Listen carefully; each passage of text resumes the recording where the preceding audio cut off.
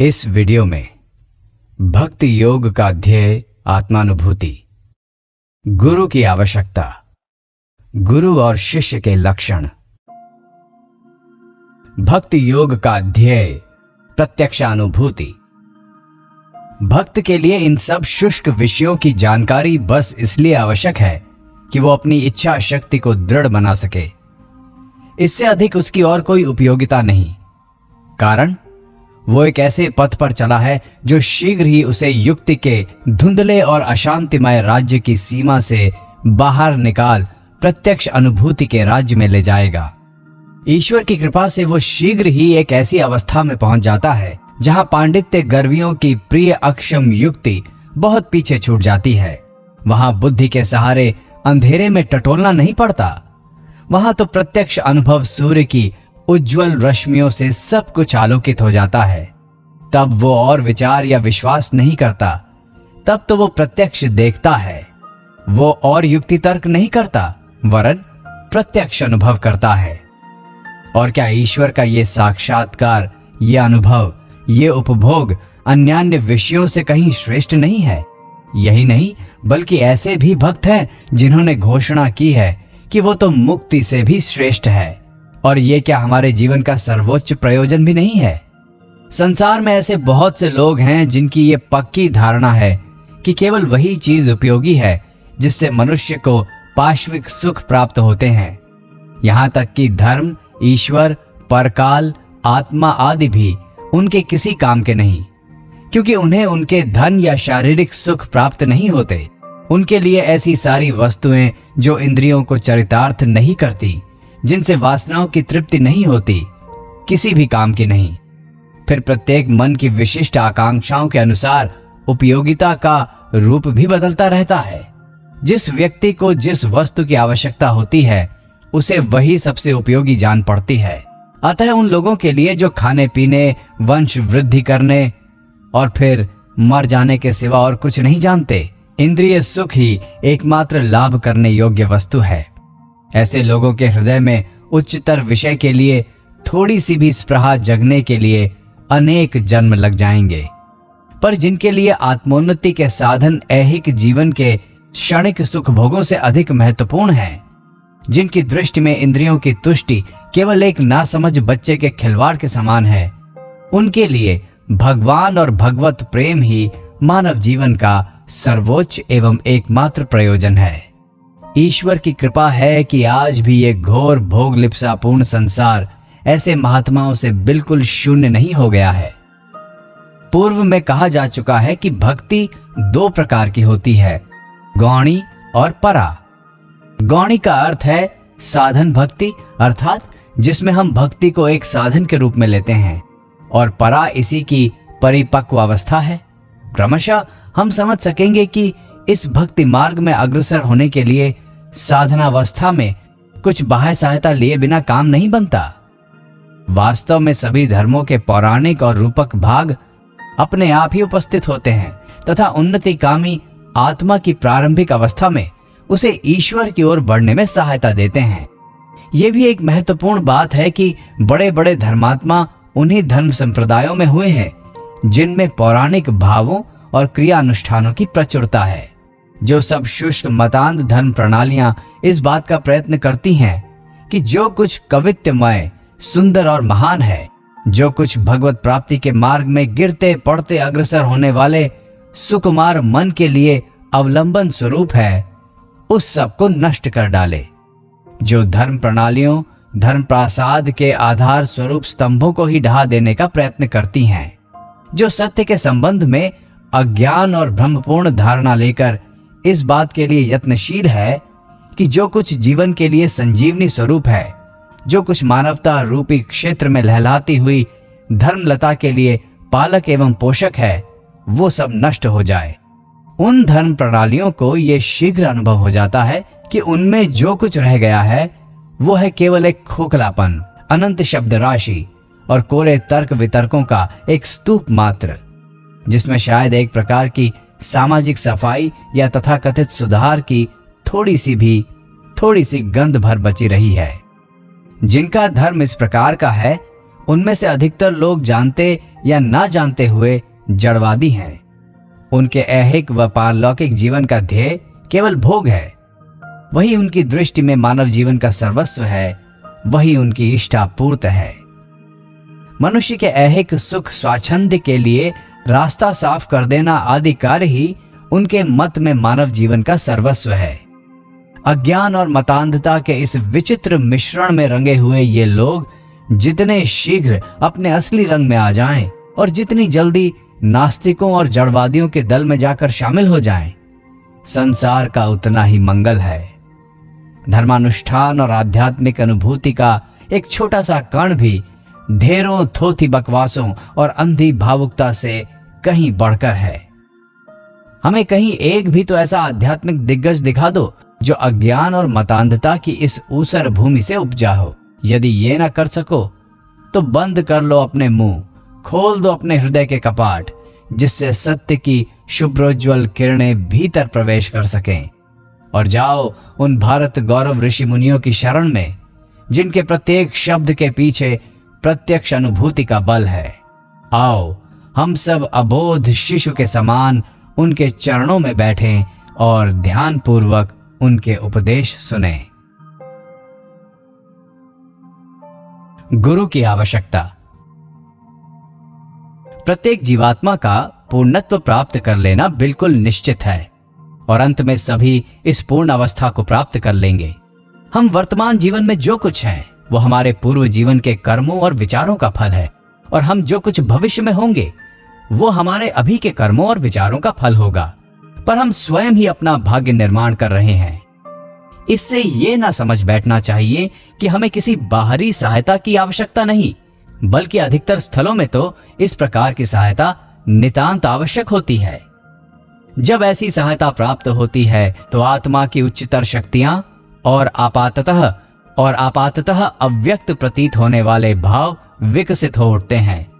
आध्यात्मिक जीवन जागृत हो जाता है, उसकी उन्नति वेगवती हो जाती है और अंत में साधक पवित्र और सिद्ध हो जाता है। ये संजीवनी शक्ति पुस्तकों में नहीं मिल सकती। इस शक्ति की प्राप्ति तो एक आत्मा दूसरे आत्मा से ही कर सकती है, अन्य किसी से नहीं। हम भले ही जीवन पर्यंत पुस्तकों का अध्ययन करते रहें और खूब बुद्धिजीवी बन जाएं, पर अंत में हम देखेंगे कि हमारी तनिक भी आध्यात्मिक उन्नति नहीं हुई है। ये बात सत्य नहीं है कि बौद्धिक उन्नति के साथ साथ आध्यात्मिक उन्नति भी होगी। पुस्तकों का अध्ययन करते समय हमें कभी कभी ये भ्रम हो जाता है कि इससे हमें आध्यात्मिक मार्ग में सहायता मिल रही है, पर यदि हम ऐसे अध्ययन से अपने में होने वाले फल का विश्लेषण करें तो हम देखेंगे कि उससे अधिक हमारी बुद्धि को ही कुछ लाभ होता है, हमारी अंतरात्मा को कोई लाभ नहीं होता।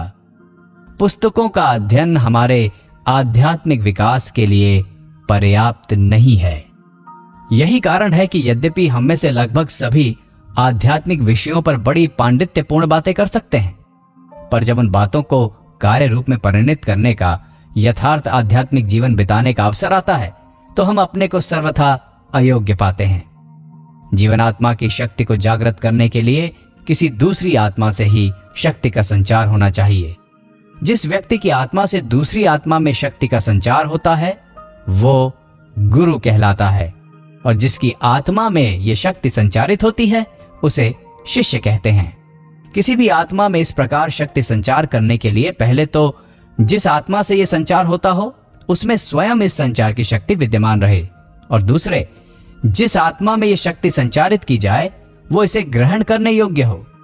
बीज भी उम्दा एवं सजीव रहे एवं जमीन भी अच्छी जोती हुई हो, और जब ये दोनों बातें मिल जाती हैं तो वहां प्रकृत धर्म का अपूर्व विकास होता है। यथार्थ धर्म गुरु में अपूर्व योग्यता होनी चाहिए और उसके शिष्य को भी कुशल होना चाहिए। जब दोनों ही अद्भुत और असाधारण होते हैं तभी अद्भुत आध्यात्मिक जागृति होती है, अन्यथा नहीं। ऐसे ही पुरुष वास्तविक रूप में सच्चे गुरु होते हैं, और ऐसे ही व्यक्ति आदर्श शिष्य या आदर्श साधक कहे जाते हैं। अन्य सब लोगों के लिए तो आध्यात्मिकता बस एक खिलवाड़ है। उनमें बस थोड़ा सा एक कौतूहल भर उत्पन्न हो गया है, बस थोड़ी सी बौद्धिक स्पृहा भर जाग गई है, पर वे अभी भी धर्म क्षितिज की बाहरी सीमा पर ही खड़े हैं। इसमें संदेह नहीं कि इसका भी कुछ अवश्य महत्व है, क्योंकि हो सकता है कुछ समय बाद यही भाव सच्ची धर्म पिपासा में परिवर्तित हो जाए। और यह भी प्रकृति का एक बड़ा अद्भुत नियम है कि ज्यों ही भूमि तैयार हो जाती है त्यों ही बीज को आना ही चाहिए, और वो आता भी है। ज्यों ही आत्मा की धर्म पिपासा प्रबल होती है त्यों ही धर्म शक्ति संचारक पुरुष को उस आत्मा की सहायता के लिए आना ही चाहिए, और वे आते भी हैं। जब ग्रहिता की आत्मा में धर्म प्रकाश की आकर्षण शक्ति पूर्ण और प्रबल हो जाती है तो इस आकर्षण से आकृष्ट प्रकाशदायिनी शक्ति स्वयं ही आ जाती है। परंतु इस मार्ग में कुछ खतरे भी हैं। उदाहरण के लिए इस बात का डर है कि ग्रहिता आत्मा क्षणिक भावुकता को कहीं वास्तविक धर्म पिपासा न समझ बैठे। हम अपने जीवन में ही इसका परीक्षण कर सकते हैं। हमारे जीवन काल में कई बार ऐसा होता है कि हमारे एक अत्यंत प्रिय व्यक्ति की मृत्यु हो जाती है और उससे हमें बड़ा सदमा पहुंचता है। तब हमें ऐसा प्रतीत होता है कि हम जिसे पकड़ने जाते हैं वही हमारे हाथों से निकला जा रहा है, मानो पैरों तले जमीन खिसक रही है। हमारी आंखों में अंधेरा छा जाता है, हमें किसी दृढ़तर और उच्चतर आश्रय की आवश्यकता अनुभव होती है और हम सोचने लगते हैं कि अब हमें अवश्य धार्मिक हो जाना चाहिए। कुछ दिनों बाद वो भाव तरंग नष्ट हो जाती है और हम जहां थे वहीं के वहीं रह जाते हैं। हम में से सभी बहुधा ऐसी भाव तरंगों को वास्तविक धर्म पिपासा समझ बैठते हैं, और जब तक हम उस क्षणिक आवेशों के धोखे में रहेंगे तब तक धर्म के लिए सच्ची और स्थायी व्याकुलता नहीं आएगी। तब तक हमें ऐसा पुरुष नहीं मिलेगा जो हम में धर्म संचार कर सके। अतएव जब कभी हम में यह भावना उदित हो कि अरे मैंने सत्य की प्राप्ति के लिए इतना प्रयत्न किया फिर भी कुछ न हुआ, मेरे सारे प्रयत्न व्यर्थ ही हुए, तो उस समय ऐसी शिकायत करने के बदले हमारा पहला कर्तव्य यह होगा कि हम अपने आप से ही पूछें, अपने हृदय को टटोलें और देखें कि हमारी वो स्पृहा यथार्थ है अथवा नहीं। ऐसा करने पर पता चलेगा कि अधिकतर स्थलों पर हम सत्य को ग्रहण करने के उपयुक्त नहीं थे। हम में धर्म के लिए सच्ची पिपासा नहीं थी। फिर शक्ति संचारक गुरु के संबंध में तो और भी बड़े बड़े खतरों की संभावना है। बहुत से लोग ऐसे होते हैं जो स्वयं होते तो बड़े अज्ञानी हैं, परंतु फिर भी अहंकारवश अपने को सर्वज्ञ समझते हैं। इतना ही नहीं बल्कि दूसरों को भी अपने कंधों पर ले जाने को तैयार रहते हैं। इस प्रकार अंधा अंधे का अगुवा बन दोनों ही गड्ढे में गिर पड़ते हैं। अज्ञान से घिरे हुए अत्यंत निर्बुद्ध होने पर भी अपने को महापंडित समझने वाले मूढ़ व्यक्ति अंधे के नेतृत्व में चलने वाले अंधों के समान चारों ओर ठोकरें खाते हुए भटकते फिरते हैं। ये संसार तो ऐसे ही लोगों से भरा पड़ा है। हर एक आदमी गुरु होना चाहता है। एक भिखारी भी चाहता है कि वो लाखों का दान कर डाले। जैसे हास्यास्पद ये भिखारी हैं, वैसे ही ये गुरु भी कम हास्यास्पद नहीं है। गुरु और शिष्य के लक्षण। अब देखें कि गुरु की पहचान क्या है। सूर्य को प्रकाश में लाने के लिए मशाल की आवश्यकता नहीं होती। उसे देखने के लिए हमें दिया नहीं जलाना पड़ता। जब सूर्योदय होता है तो हम अपने आप जान जाते हैं कि सूरज उग गया। इसी प्रकार जब हमारी सहायता के लिए गुरु का आगमन होता है तो आत्मा अपने आप जान लेती है कि उस पर अब सत्य सूर्य की किरणें पड़ने लगी हैं। सत्य स्वयं ही प्रमाण है। उसे प्रमाणित करने के लिए किसी दूसरे साक्षी की आवश्यकता नहीं। वो स्वप्रकाश है। वो हमारी प्रकृति के अंतःस्थल तक प्रवेश कर जाता है और उसके समक्ष सारी दुनिया उठ खड़ी होती है और कहती है यही सत्य है। जिन आचार्यों के हृदय में सत्य और ज्ञान सूर्य के समान दैदीप्यमान होते हैं वे संसार में सर्वोच्च महापुरुष हैं और अधिकांश मानव जाति द्वारा उनकी उपासना ईश्वर के समान ही होती है। परंतु उनकी अपेक्षा अल्प ज्ञान वाले व्यक्तियों से भी हम आध्यात्मिक सहायता ले सकते हैं, पर हम में वो अंतर्दृष्टि नहीं है जिससे हम गुरु के संबंध में यथार्थ विचार कर सकें। अतएव गुरु और शिष्य दोनों के संबंध में कुछ परख और शर्तें आवश्यक हैं। शिष्य के लिए यह आवश्यक है कि उसमें पवित्रता, सच्ची ज्ञान पिपासा और अध्यवसाय हो। अपवित्र आत्मा कभी यथार्थ धार्मिक नहीं हो सकती। धार्मिक होने के लिए तन, मन और वचन की शुद्धता नितांत आवश्यक है। रही ज्ञान पिपासा की बात, तो इस संबंध में ये एक सनातन सत्य है कि जाकर जा पर सत्य सनेहु, सोते ही मिलहि न कछु संदेहु। यानी हम जो चाहते हैं वही पाते हैं। जिस वस्तु की हम अंतःकरण से चाह नहीं करते वो हमें प्राप्त नहीं होती। धर्म के लिए सच्ची व्याकुलता होना बड़ी कठिन बात है। वो उतना सरल नहीं जितना कि हम बहुधा अनुमान करते हैं। धर्म संबंधी बात सुनना, धार्मिक पुस्तकें पढ़ना, केवल इतने से ही ये ना सोच लेना चाहिए कि हृदय में सच्ची पिपासा है। उसके लिए तो हमें अपनी पाश्विक प्रकृति के साथ निरंतर जूझते रहना होगा, सतत युद्ध करना होगा और उसे अपने वश में लाने के लिए अविराम प्रयत्न करना होगा। कब तक? जब तक हमारे हृदय में धर्म के लिए सच्ची व्याकुलता उत्पन्न न हो जाए, जब तक विजयश्री हमारे हाथ न लग जाए। ये कोई 2 या 1 दिन की बात तो है नहीं, कुछ वर्ष और कुछ जन्म की भी बात नहीं। इसके लिए संभव है हमें सैकड़ों जन्म तक इसी प्रकार संग्राम करना पड़े। हो सकता है किसी को सिद्धि थोड़े समय में ही प्राप्त हो जाए, पर यदि उसके लिए अनंत काल तक की भी बाट जोहनी पड़े तो भी हमें तैयार रहना चाहिए। जो शिष्य इस प्रकार अध्यवसाय के साथ साधना में प्रवृत्त होता है उसे सफलता अवश्य प्राप्त होती है। गुरु के विषय में यह जान लेना आवश्यक है कि उन्हें शास्त्रों का मर्म ज्ञात हो। वैसे तो सारा संसार ही बाइबल, वेद और कुरान पढ़ता है, पर वे तो केवल शब्द राशि हैं, धर्म की सूखी ठटरी मात्र हैं। जो गुरु शब्द आडंबर के चक्कर में पड़ जाते हैं, जिनका मन शब्दों की शक्ति में बह जाता है, वे भीतर का मर्म खो बैठते हैं। जो शास्त्रों के वास्तविक मर्मज्ञ हैं, वे ही असल में सच्चे धार्मिक गुरु हैं।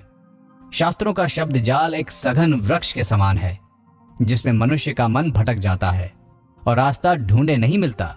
शब्द जाल तो चित्त को भटकाने वाला एक महावन है।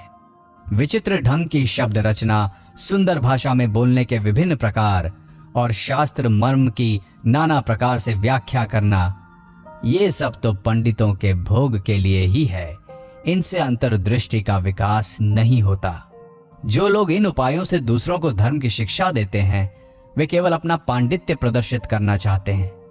उनकी यही इच्छा रहती है कि संसार उन्हें बहुत बड़ा विद्वान मानकर उनका सम्मान करे। संसार के प्रधान आचार्यों में से कोई भी शास्त्रों की इस प्रकार नानाविध व्याख्या करने के झमेले में नहीं पड़ता। उन्होंने श्लोकों के अर्थ में खींचातानी नहीं की, वे शब्दार्थ और धात्व अर्थ के फेर में नहीं पड़े। फिर भी उन्होंने संसार को बड़ी सुंदर शिक्षा दी। इसके विपरीत उन लोगों ने, जिनके पास सिखाने के लिए कुछ भी नहीं, कभी एक आध शब्द को ही पकड़ लिया और उस पर 3 भागों की एक मोटी पुस्तक लिख डाली, जिसमें उस शब्द की उत्पत्ति कैसे हुई, किसने उस शब्द का सबसे पहले प्रयोग किया, वो क्या खाता था, वो कितनी देर सोता था, आदि आदि इसी प्रकार की सब अनर्थक बातें भरी हैं। भगवान श्री रामकृष्ण ने कहानी कहा करते थे। एक बार 2 आदमी किसी बगीचे में घूमने गए। उनमें से एक, जिसकी विषय बुद्धि जरा तेज थी, बगीचे में घुसते ही हिसाब लगाने लगा।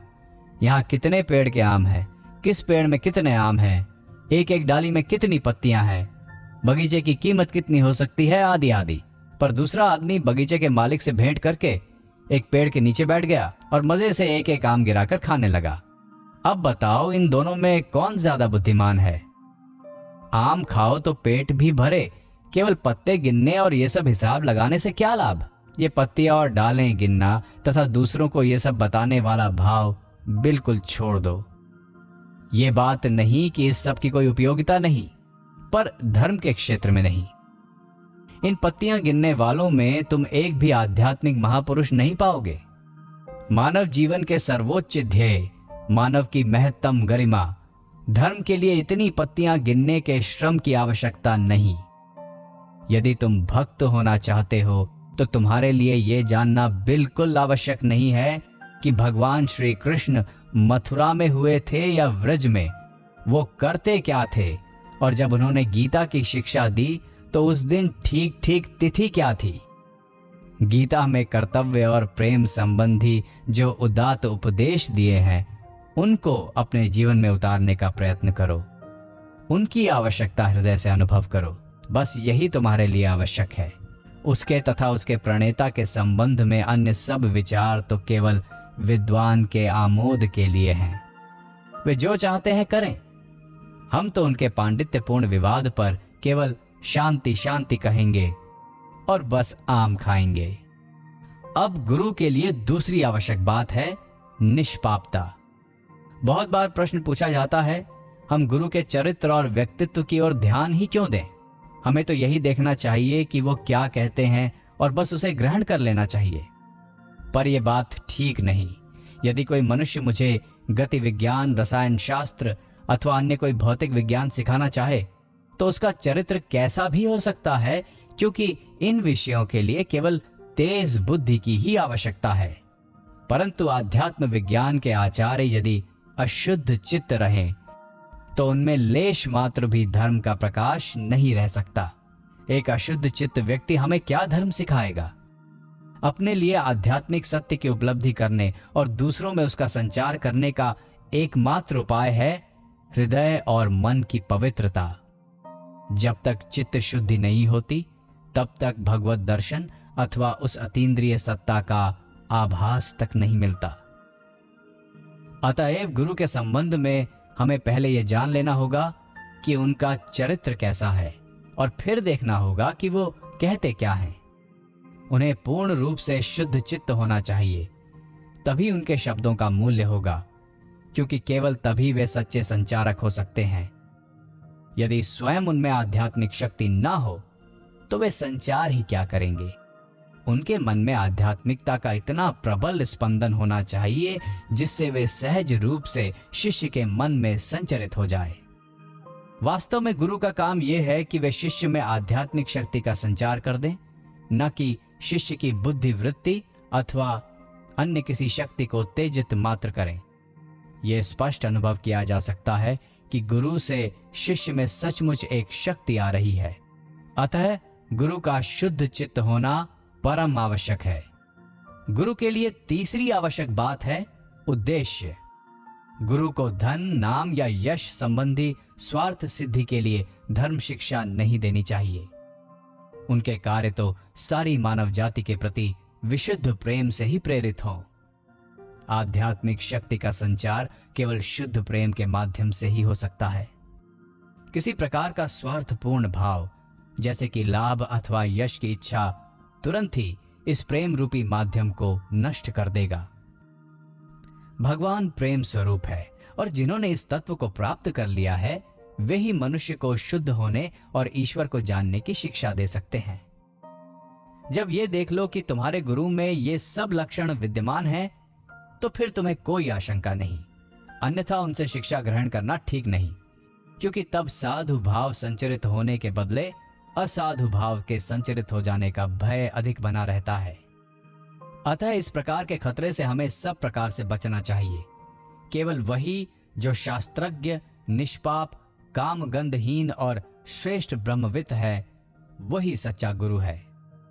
जो कुछ बताया गया उससे यह सहज ही मालूम हो जाएगा कि धर्म में अनुराग लाने के लिए, धर्म की बातें समझने के लिए और उन्हें अपने जीवन में उतारने के लिए उपयोगी शिक्षा हम यहाँ वहां किसी भी ऐरे गहरे के पास प्राप्त नहीं कर सकते। पर्वत उपदेश देते हैं, कल कल बहने वाले झरने विद्या बिखेरते जाते हैं और सर्वत्र शुभ ही शुभ है। ये सब बातें कवित्व की दृष्टि से भले ही बड़ी सुंदर हो, पर जब तक स्वयं मनुष्य में सत्य का बीज अपरिस्फुट भाव से नहीं है तब तक दुनिया की कोई भी चीज उसे सत्य का एक कण तक नहीं दे सकती। पर्वत और झरने किसे उपदेश देते हैं? उसी मानवात्मा को जिसके पवित्र हृदय मंदिर का कमल खिल चुका है और उसे इस प्रकार सुंदर रूप से विकसित करने वाला ज्ञान प्रकाश सद्गुरु से ही आता है। जब हृदय कमल इस प्रकार खिल जाता है तब वो पर्वत, झरने, नक्षत्र, सूर्य, चंद्र अथवा इस ब्रह्ममय विश्व में जो कुछ है सभी से शिक्षा ग्रहण कर सकता है। परंतु जिसका हृदय कमल अभी तक नहीं खिला है वो तो इन सब में पर्वत आदि के सिवा और कुछ न देख पाएगा। एक नेत्रहीन यदि अजायब घर में जाए तो उससे क्या होगा? पहले उसे आंखें दो, तब कहीं वो समझ सकेगा कि वहां की भिन्न भिन्न वस्तुओं से क्या शिक्षा मिल सकती है? धर्म पिपासु की आंखें तो गुरु ही खोलने वाले होते हैं। अतः गुरु के साथ हमारा संबंध ठीक वैसा ही है जैसे पूर्वज के साथ उसके वंशज का। गुरु के प्रति विश्वास, नम्रता, विनय और श्रद्धा के बिना हम में धर्म भाव पनप ही नहीं सकता। और ये एक महत्वपूर्ण बात है कि जिन देशों में गुरु और शिष्य में इस प्रकार का संबंध विद्यमान है, केवल वहीं असाधारण आध्यात्मिक पुरुष उत्पन्न हुए हैं। और जिन देशों में इस प्रकार के गुरु शिष्य संबंध की उपेक्षा हुई है, वहां धर्म गुरु एकमात्र वक्ता रह गया है। गुरु को मतलब रहता है अपनी दक्षिणा से और शिष्य को मतलब रहता है गुरु के शब्दों से, जिन्हें वो अपने मस्तिष्क में ठूंस लेना चाहता है। इतना भर हो गया है कि फिर बस दोनों अपना अपना रास्ता नापते हैं। वहां आध्यात्मिकता बिल्कुल नहीं के बराबर ही रहती है। न कोई शक्ति संचार करने वाला होता है और न कोई उसका ग्रहण करने वाला। ऐसे लोगों के लिए धर्म एक व्यवसाय हो जाता है। वे सोचते हैं कि वे उसे खरीद सकते हैं। काश ईश्वर करते धर्म इतना सुलभ हो जाता, पर दुर्भाग्य, ऐसा तो हो नहीं सकता। धर्म ही सर्वोच्च ज्ञान है, वही सर्वोच्च विद्या है।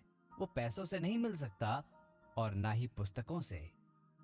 तुम भले ही संसार का कोना कोना छान डालो, हिमालय, आल्प्स और कॉकेशस के शिखर पर चढ़ जाओ, अथाह समुद्र का तल भी नाप डालो, तिब्बत और गोभी मरुभूमि की धूल छान डालो, पर जब तक तुम्हारा हृदय धर्म को ग्रहण करने के लिए तैयार नहीं हो जाता और जब तक गुरु का आगमन नहीं होता, तब तक तुम धर्म को कहीं न पाओगे।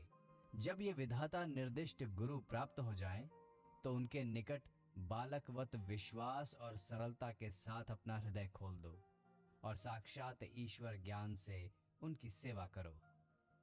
जो लोग इस प्रकार प्रेम और श्रद्धा संपन्न होकर सत्य की खोज करते हैं, उनके निकट सत्य स्वरूप भगवान, सत्य, शिव और सौंदर्य के अलौकिक तत्वों को प्रकट कर देते हैं।